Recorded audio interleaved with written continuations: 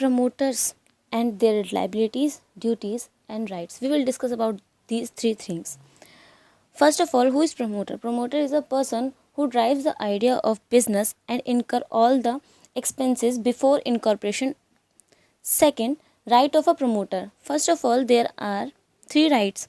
Right to get legitimate preliminary expenses. These are those expenses जो एक promoter incorporation से पहले इनकर करता है. वैसे तो डायरेक्टर्स बाउंडेड बाय लॉ नहीं है ये एक्सपेंसेस पे करने के लिए, but company pay these expenses to promoters because if they will not give this amount to promoters, no one will be willing to work as a promoter. And second, right to get proportionate amount from co-promoters. जिस भी company में एक से ज़्यादा promoters होते हैं, then कुछ भी प्रॉफिट होता है, सीक्रेट प्रॉफिट अर्न करते हैं वो, या फिर उनके ऊपर कोई लायबिलिटी हो जाती है, देन वो जितने भी प्रमोटर्स होते हैं दे आर इक्वली लायबल और equally they have equal share in any profit. Third, right to get remuneration. Remuneration ये एक रिटर्न, एक मनी के तौर पे या फिर किसी भी चीज़ में कंपनी अपने प्रमोटर्स को देती है इन टर्म्स ऑफ कैश और in terms of partly cash और शेयर्स और डिबेंचर्स. ये क्यों देती है? ये उनकी सर्विसेज के बदले में देती है कंपनी प्रमोटर्स को.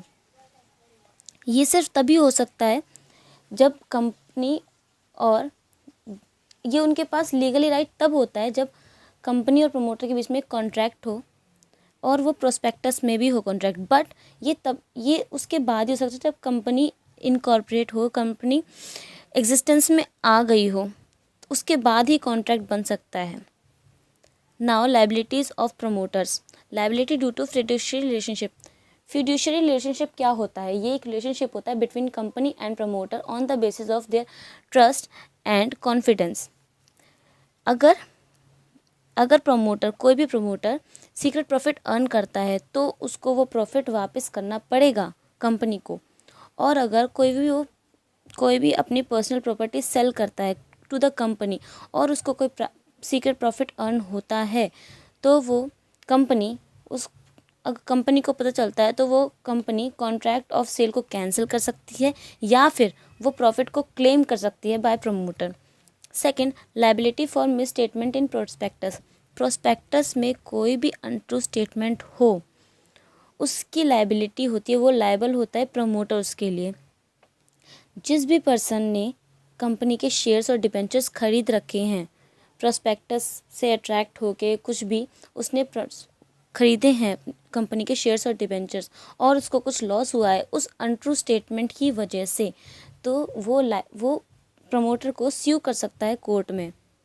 इसके कुछ कॉन्सिक्वेंसेस भी होते हैं कि शेयर्स और डिबेंचर्स भी जा सकते हैं हमारी कंपनी के, वो कंपनसेट कर सकता है और डैमेजेस ले सकता है प्रमोटर से, उसको स्यू कर सकता है इस चीज़ के लिए. एंड प्रमोटर के ऊपर क्रिमिनल केस भी हो सकता है, criminal liability. Third, liability for fraud, misfeasance और ब्रीच ऑफ ड्यूटी.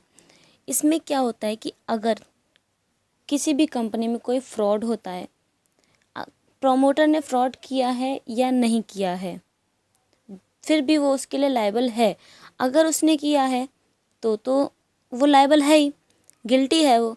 बट अगर उसने नहीं किया है वो, तो एज बीइंग एन ऑफिसर वो उसके लिए लायबल है. कंपनी की मैनेजमेंट में पार्ट लेने से कोर्ट उसको 5 साल तक उसको कंपनी के मैनेजमेंट में पार्ट नहीं लेने दे सकता कोर्ट. फोर्थ, लायबिलिटी और इंसॉल्वेंसी. इफ़ कोई भी प्रमोटर इंसॉल्वेंट हो जाता है देन उसकी personal property will be use to pay debts of the company. Liability on death of promoters. In case death हो जाए तो भी जो डिजीज पर्सन होता है, जिसकी डेथ हो गई है, उसकी पर्सनल प्रॉपर्टी यूज़ होगी टू रिकवर डैमेजेस और give compensation. 6, liability on winding up of the company.